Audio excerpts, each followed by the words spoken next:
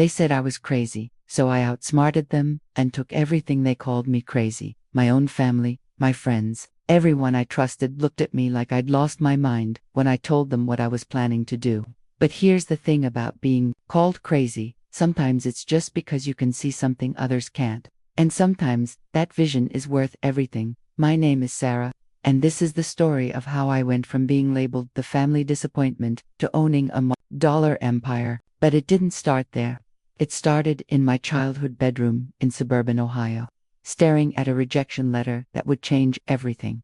I was 23, fresh out of college with a business degree that felt more like expensive toilet paper than a gateway to success. While my friends were landing corporate jobs with starting salaries that made their parents proud, I was working at a local coffee shop, serving lattes to the same classmates who used to copy my homework. The humiliation was crushing, but it wasn't the worst part. The worst part was the idea that kept me awake at night. You see, I had this crazy notion about abandoned storage units. Not the kind you see on reality TV shows where people bid on mystery boxes hoping to find treasure. No, I was interested in something completely different. I noticed that when people abandoned their storage units, the facilities would auction off the contents, but they rarely paid attention to the digital assets left behind in old computers, hard drives, and phones. This was 2019. Remember, cryptocurrency was still relatively new to most people, and the idea that someone might have forgotten about digital wallets stored on old devices seemed well, crazy. When I explained my business plan to my parents over Sunday dinner, my dad actually laughed. Not a supportive chuckle, but a full-blown belly laugh that made my mom shoot him a warning look. "Sarah, honey," my mom said, reaching across the table to pat my hand like I was still 5 years old. "Maybe it's time to think about something more practical. Your cousin Jennifer just got promoted at the bank. Maybe she could put in a good word for you." That's when I knew I was onto something. When everyone thinks you're wrong, when they look at you with that mixture of pity and concern, that's usually when you're about to discover something extraordinary. The next morning, I emptied my savings account, all $847 of it. The first storage facility auction I attended was in Akron. I sat in the back, watching seasoned buyers examine units full of furniture and old clothes. When they opened Unit 47B, I saw exactly what I was looking for: a cluttered space filled with outdated electronics and boxes of cables. The other bidders barely glanced at it. Who wants a bunch of broken computers and tangled wires? Right. I won the unit for $60. It took me 3 days to go through everything in that first unit. Old desktop computers from the early 2000s, laptops with cracked screens, smartphones with dead batteries, and external hard drives that looked like they'd been through a war. My studio apartment looked like a computer graveyard, and my landlord, Mrs. Chen, started giving me concerned looks whenever she saw me hauling another box of junk up the stairs. The first breakthrough came on a Tuesday night at 2:17 a.m. I'd been working on an old HP laptop, trying to recover data from its failing hard drive, when I found it. A cryptocurrency wallet file tucked away in a forgotten folder, containing Bitcoin that had been purchased in 2012 for practically nothing. At 2019 prices, that forgotten Bitcoin was worth $18,000. I stared at that screen until my eyes burned. $18,000. More money than I'd ever seen in my life, sitting on a laptop that someone had abandoned in a storage unit. But here's what really got my heart racing. If there was one, there had to be more. I didn't tell anyone about that first discovery. Not my parents, not my friends, nobody. I knew they'd find a way to explain it away, to make it seem like luck rather than vision. Instead, I reinvested every penny back into the business. I started attending storage auctions across 3 states, developing an eye for the units that might contain the digital gold mine I was hunting for. The work was grueling. I'd spend 12 to 14 hours a day in my apartment, which I'd converted into a makeshift digital forensics lab. I learned data recovery techniques from YouTube videos, taught myself about different cryptocurrency storage methods, and developed a system for processing dozens of devices at once. My neighbors probably thought I was running some kind of illegal operation with all the weird hours and constant humming of hard drives spinning up. But the payoffs kept coming. A tablet with an Ethereum wallet containing coins purchased as a novelty gift. A USB drive with Litecoin that someone had mined as a hobby and forgotten about. An old iPhone with a crypto app still logged into an account worth $32,000. Each discovery validated my supposedly crazy idea a little more. 6 months in, I was pulling in more money than most of my college friends with their corporate jobs, but I still kept quiet about it. I learned to dress down when I visited my parents, to keep driving my beat-up Honda Civic, to maintain the appearance of struggling so no one would ask too many questions about my sudden financial stability. The real game changer came almost a year into the business. I'd bought a unit in Columbus that looked like someone's entire home office had been dumped there after a messy divorce. Legal documents, family photos, and business equipment all thrown together in boxes. As I was sorting through it all, I found something that made my hand shake. It was a small notebook, the kind you'd buy at any drugstore, filled with handwritten notes about cryptocurrency investments, page after page of wallet addresses, private keys, and purchase dates dating back to 2011. The owner had been methodical, treating Bitcoin like a long-term investment portfolio when most people thought it was internet funny money. It took me 3 weeks to track down all the wallets referenced in that notebook. Some were empty, accessed and cleaned out years ago. Others had been abandoned when the original owner probably thought the whole crypto thing was a fad that would pass. But 12 of those wallets were still active, still containing their original purchases plus years of accumulated value. The total amount made me dizzy. Over $400,000 in various cryptocurrencies, just sitting there waiting for someone who knew how to claim them. That's when I realized this wasn't just a side hustle anymore. This was a business with real potential.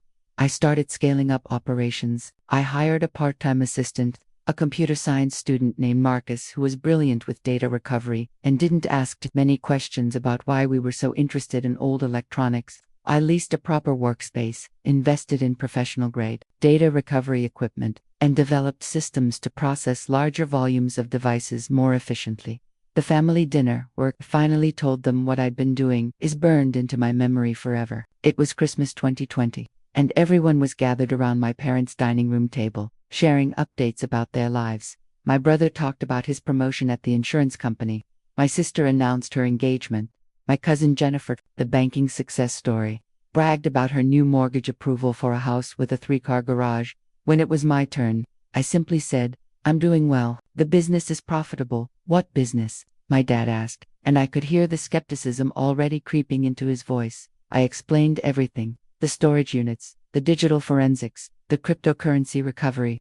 I watched their faces change, from confusion to disbelief to something that looked almost like fear. When I finished, the table was completely silent except for the ticking of my grandmother's old clock on the mantel dot. My brother was the first to speak. "Sarah, that sounds mean. Is that even legal?" "Completely legal," I assured him. When people abandon storage units, they forfeit any claim to the contents. Everything in those units becomes the property of whoever purchases them at auction by taking people's money, ... double quotes. My mom started. "I'm not taking anything," I interrupted. "I'm recovering assets that were abandoned and forgotten. If anything, I'm reuniting money with the economy instead of letting it sit unused in digital wallets that nobody remembers exist." The conversation got heated after that. They accused me of being unethical, of taking advantage of people's misfortune. My dad called it digital grave robbing. My sister said I was no better than a scam artist. Even sweet cousin Jennifer looked at me like I'd confessed to robbing banks. But you know what? Their criticism just motivated me more. I left that dinner knowing I was right, knowing I'd found something that nobody else understood yet, and I also left knowing that I'd never get their support, which meant I had to prove myself beyond any possible doubt. That's exactly what I did by 2021. I'd expanded into 6 states and was processing hundreds of storage units per month. I'd developed partnerships with facility owners who would call me first when they had units filled with electronics. I'd hired a team of data recovery specialists and even brought on a lawyer to make sure everything we did was completely above board. The money was incredible, but it wasn't just about the money anymore. I'd found something bigger than individual cryptocurrency wallets. I'd discovered a massive inefficiency in how society handles digital assets. Millions of dollars in cryptocurrency were just sitting abandoned because people didn't understand the technology, lost their access information, or forgot they'd ever bought it in the first place. I started reaching out to the original owners, when possible, offering to split recovered funds. Most were grateful they'd written off those investments as total losses years ago. Some refused to believe it was real until I showed them their own wallet balances. A few even became clients, hiring me to help recover crypto they'd lost on their own devices. But the moment that really validated everything came in March 2022.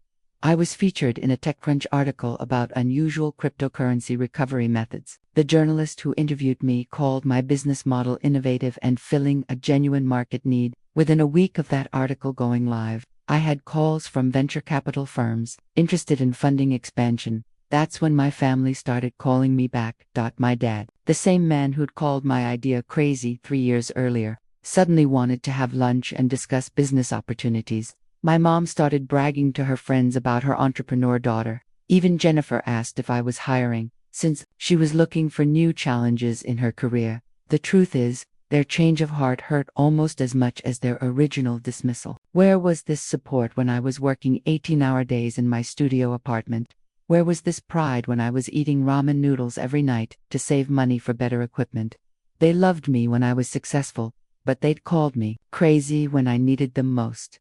I learned something important during those early years of building the business. The people who call you crazy are usually the same people who lack the vision to see what you're seeing.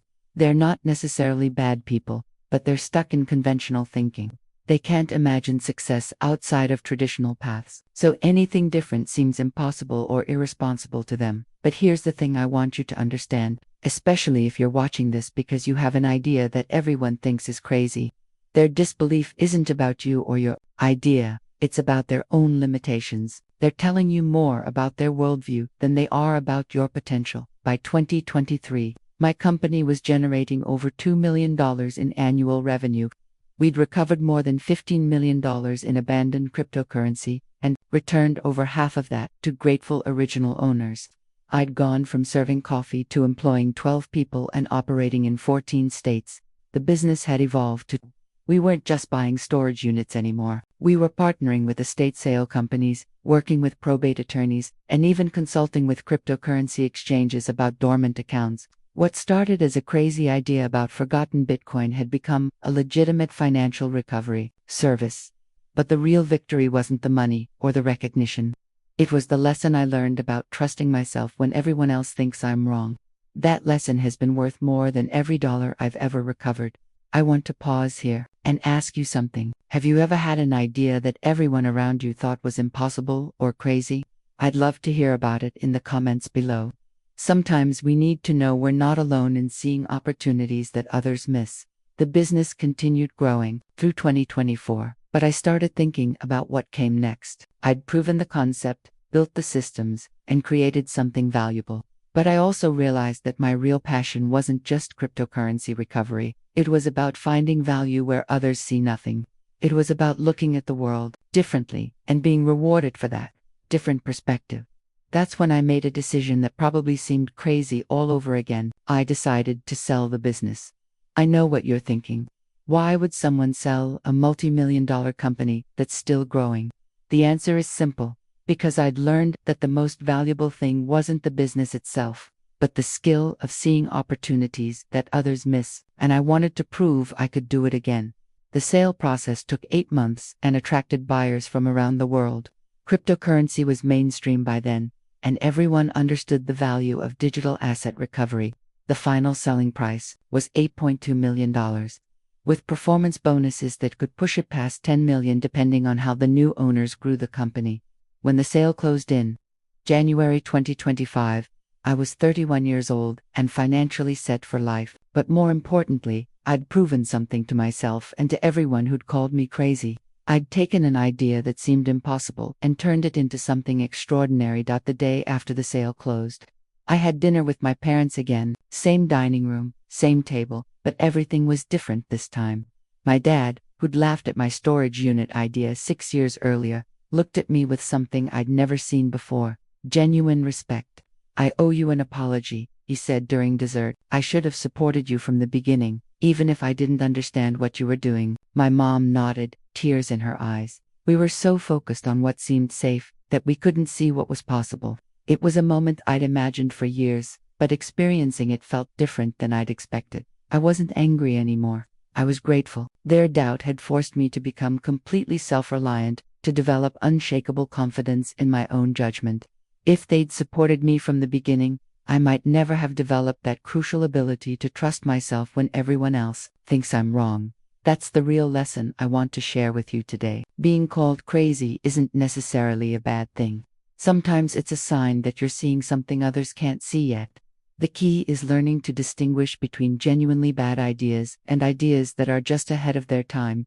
Here's how I learned to tell the difference. Good ideas that seem crazy usually have some basis in observable trends or inefficiencies. My storage unit business worked because I'd noticed that digital assets were being treated like physical objects in legal contexts, even though they behave completely differently. The opportunity existed because of that mismatch between old systems and new technology. Bad ideas that seem crazy usually ignore fundamental realities or rely on things that can't actually happen. If your idea requires people to completely change basic human nature or defies economic principles, it might actually be crazy rather than visionary. But the other thing I learned is that timing matters enormously. My business worked in 2019 because cryptocurrency was valuable enough to make recovery worthwhile, but not mainstream enough for people to be careful about securing their digital assets. 5 years earlier, there wouldn't have been enough value to justify the effort. 5 years later, there might not be enough abandoned crypto to build a business around. So if you have an idea that everyone thinks is crazy, ask yourself these questions. Is there an observable trend or inefficiency that supports your thinking? Are you trying to solve a real problem that affects real people? Is the timing right for your solution? If you can answer yes to all three, you might be onto something extraordinary. But here's the most important part. You have to be willing to stand alone with your conviction. There will be moments when everyone you trust tells you to give up, when the evidence seems to support their skepticism, when continuing feels impossible. Those are the moments that separate people who just have ideas from people who change the world. I want to encourage you to share your own story in the comments. Have you ever been called crazy for an idea that turned out to be right? Are you working on something right now that others don't understand? Your story might inspire someone else who's struggling with doubt. And if you found value in hearing about my journey, please consider subscribing to this channel. I share stories like this because I believe we need more examples of people who trusted themselves when others doubted. We need more proof that conventional wisdom isn't always wise, and that sometimes the craziest ideas are the ones that change everything. The last thing I'll leave you with is this: I'm not special. I don't have any unique talents or advantages that made this possible. What I had was the willingness to act on an idea when everyone else thought it was impossible. That's something any of us can choose to do. They said I was crazy, so I outsmarted them and took everything. But the real victory wasn't the money I made or the business I built. It was learning to trust myself completely, even when I was the only one who believed. That lesson is worth more than any amount of abandoned cryptocurrency, and it's something nobody can ever take away from me. Your crazy idea might be the next one that changes everything. The question is, are you brave enough to find out